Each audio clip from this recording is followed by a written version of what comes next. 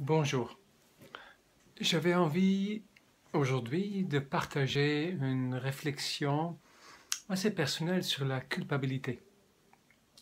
Ce week-end, j'animais un stage de Pranatantra et je me suis entendu partager avec les participants et j'ai vu se développer un thème,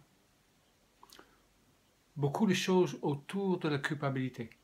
Et hier, pendant un rendez-vous, le même scénario se présentait avec la personne que j'accompagnais. Et bien évidemment, ça parle de moi. Et je trouvais que c'était très révélateur. Surtout que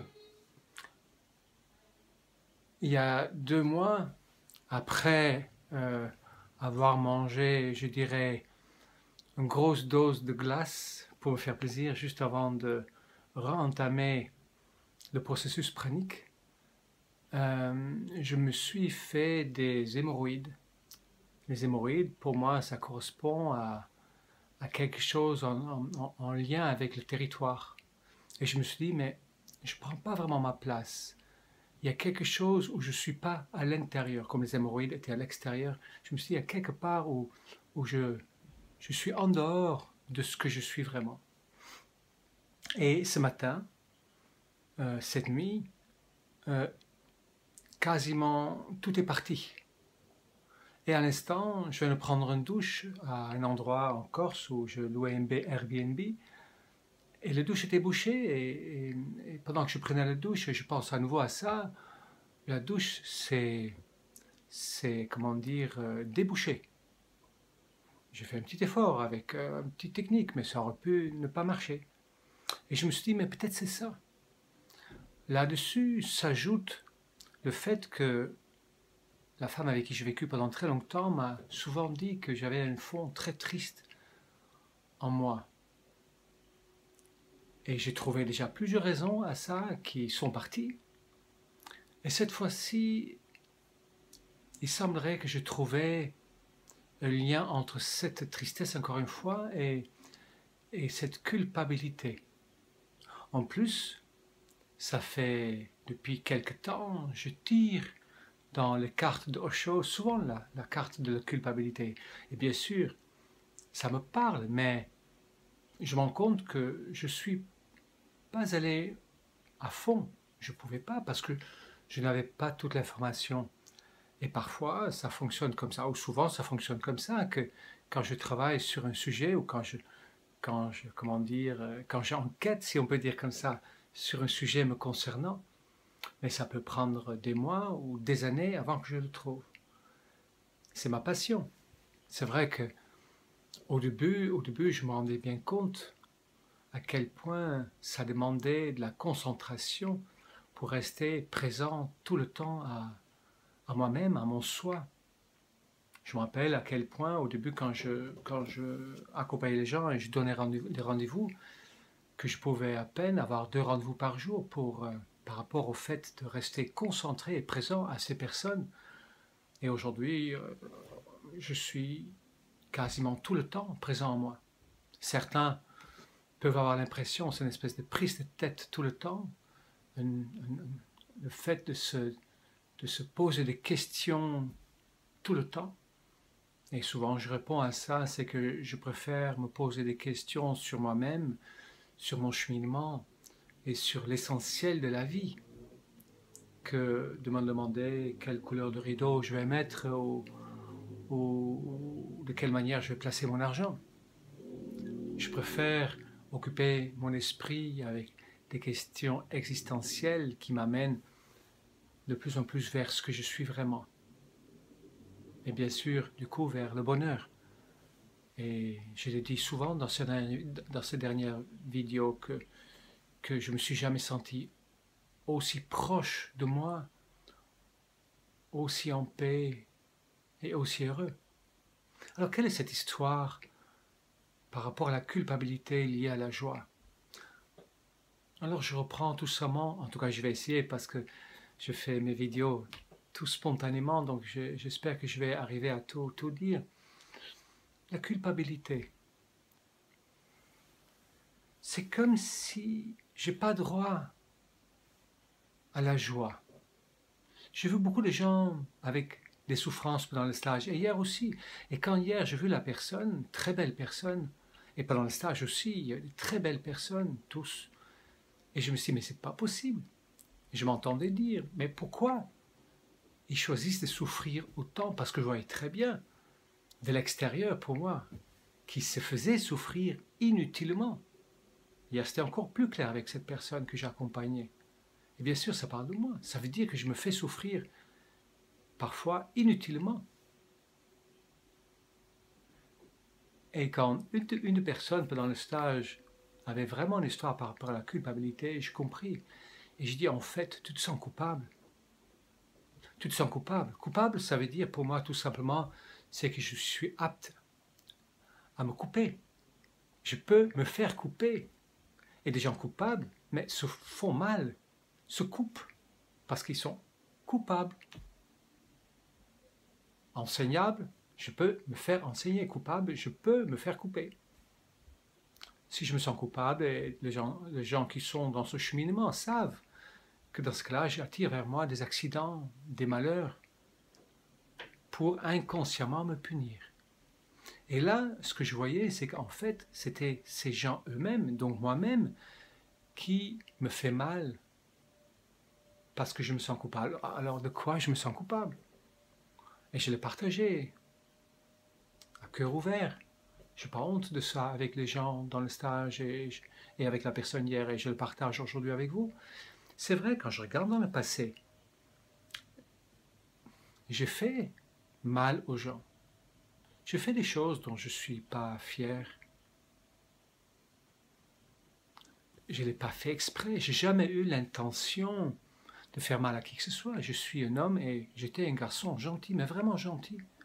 Mon intention a toujours été pure et honnête et sincère et intègre. Et dans mon cheminement, de par des mauvais choix, des incapacités, des inconsciences, des circonstances, j'ai blessé des gens. Il y avait d'ailleurs quelqu'un dans mon stage que je connais depuis 30 ans qui était là et je le dis. Ah, tu te souviens, je te fais mal à toi aussi. Elle dit oui, oui. Et c'est vrai, c'est vrai. Bien sûr, les gens m'ont fait mal aussi, mais il ne s'agit pas de ça. Il s'agit du fait que moi, je fais mal. Et donc, je ne mérite pas, quelque part, le bonheur. Je suis coupable de toutes ces choses que je fais. Et pourquoi je fais mal aux gens? Et pourquoi je mérite autant de souffrir? Pourquoi je suis coupable? Mais je pense que ça trouve sa source dans ma relation avec mon père, puisque cette dévalorisation de soi vient de relation aux parents du même sexe. Puisqu'il n'était pas là, s'il n'était pas là, ça veut dire qu'il ne m'aimait pas. Et s'il ne m'aimait pas, ça veut dire que je n'étais pas important. Et si je n'étais pas important, ça veut dire que j'ai dû faire quelque chose de terrible pour qu'il me prive de l'amour. Et donc je grandis avec une dévalorisation énorme qui était validée par toutes ces personnes qui m'ont maltraité quand je quittais mon pays, Israël, de par ma différence de culture. Et moi je voyais tout simplement comme c'est normal. Et toute ma jeune vie m'a confirmé que je n'étais pas quelqu'un de bien. Sinon, mon père ne m'aurait pas quitté, j'aurais pas quitté mon pays, tout serait allé parfaitement bien. Même si je sais très bien aujourd'hui que c'était des concours de circonstances. Mais ça fait que comme je pensais donc pas être quelqu'un de bien, j'attirais vers moi des choses qui étaient très inconfortables. Ce qui confirmait le fait que je ne méritais pas le bonheur. C'est ça qui est venu pendant le stage. Et qu'aujourd'hui, et pendant l'accompagnement, et aujourd'hui, je vois de quelle manière je peux me faire souffrir et de me mettre donc de la pression pour rien. Parce que comme Byron Katie le demanderait bien dans son accompagnement, mais est-ce que c'est vrai, dans le fond, que tu es coupable? Et bien sûr, je posais la question à la personne hier et pendant le stage, mais est-ce que c'est réel que vous êtes coupable. Et bien sûr, tout le monde a dit, mais non, je suis coupable de rien. Moi aussi, je suis coupable de rien. J'ai rien fait de mal. Oui, je fais mal, je fais du mal, maladroitement. Je suis responsable, mais pas coupable, je ne l'ai pas fait exprès, volontairement. Donc non, j'ai rien fait de mal. Encore aujourd'hui, je peux dire que même si je peux blesser des gens, s'il n'y a pas une intention de blesser, il n'y a aucune raison de se sentir coupable. C'est ça que j'ai compris. Et c'est comme si, et c'est ça, c'est le lien entre la culpabilité et la joie, et c'est comme si donc, parce que je suis coupable, forcément, je n'ai pas droit à la joie. Hier, ou ce matin, hier soir, j'ai regardé un film, non, c'était ce matin, sur un garçon qui se sentait coupable parce que son petit frère était mort, il considérait que c'était sa faute. Et je voyais très bien que tout le monde faisait la fête autour de lui, et lui non. Et c'est un peu ma situation depuis que je suis jeune. Beaucoup de gens s'éclatent autour de moi, et moi je reste là, lucide, au milieu, en train d'être différent, sans arriver à entrer dans cet état insouciant. Ah oui, ça m'arrive. Mais quand, effectivement, je rentre dans cet état insouciant, et ça aussi faisait partie de la réflexion hier et dans le week-end, et quand j'arrive dans cet état d'insouciance, dans cet état de légèreté, dans cet état qu'on peut appeler bonheur, et il y a rapidement quelque chose que j'attire vers moi pour couper ça. Je me coupe de ma joie parce que je suis coupable. Et c'est fou, c'est que malgré ça, ou en même temps, je n'ai jamais été aussi heureux, aussi bien. Et ce qui est rigolo, c'est que, oui, je suis pranique, et hier j'avais envie de manger. Et je sentais que si je ne le faisais pas, je me faisais mal à moi-même. Oui, je mangeais. Et après, je ne me sentais pas bien, c'était pas bon. La nourriture n'est pas bon pour moi. Ça m'écœure, et encore maintenant, je me sens écœuré. Mais je sentais que c'est à moi d'enlever la pression. Comme si je me maintenais tout seul dans cet état de me punir parce que je suis coupable. Encore l'autre fois, il y a quelques années, quelqu'un m'a dit « mais c'est ta faute que » quelqu'un qui s'est fait un cancer au cerveau par rapport à quelque chose qui se passait entre elle et moi, et elle m'accusait de ça, pendant que c'était sa mère à cette époque, il y a 30 ans, qui m'avait interdit à cette époque de la voir, sinon elle allait prendre des mesures. Et quand je lui ai dit ça, il y a quelques années en arrière, elle ne voulait pas me croire. Elle avait souffert du fait que soudainement, elle ne me voyait plus. Oui, il y a des choses importantes, et ça n'était qu'une parmi. Même par rapport à ma mère, quelque part, c'est moi qui l'a fait mourir. Elle est morte parce que je suis parti. Et c'est le médecin qui m'a demandé permission pour pouvoir lui donner la dose létale, la dose fatale de morphine pour la laisser partir. Donc j'ai tué ma mère quelque part. Et j'étais l'enfant ciment entre mes parents, et si mon père est parti quand même, quelque part il y a une culpabilité qui m'incombe. Il y a plein de trucs comme ça. Et bien sûr, si je réponds encore à Byron Katie, bien sûr, mais non, je ne suis pas coupable. J'ai droit, par naissance, à tout le bonheur du monde, comme chacun d'entre nous. Et je sais très bien que si je partage cette vidéo avec vous, que ça parlerait à beaucoup entre vous. Peut-être pas tout, mais une partie. Je pense que nous partageons ça, tous ensemble, cette culpabilité. Alors qu'est-ce que je vais faire avec ça? Déjà, j'en ai pris conscience. C'est déjà énorme. Je comprends maintenant pourquoi J'ai tiré une dizaine de fois cette carte sur la culpabilité sans vraiment comprendre la profondeur de sa signification sur l'instant, sur le moment. Alors ce que je vais faire, c'est que je vais enlever cette pression que j'ai déjà commencé à faire quand je commençais à partir.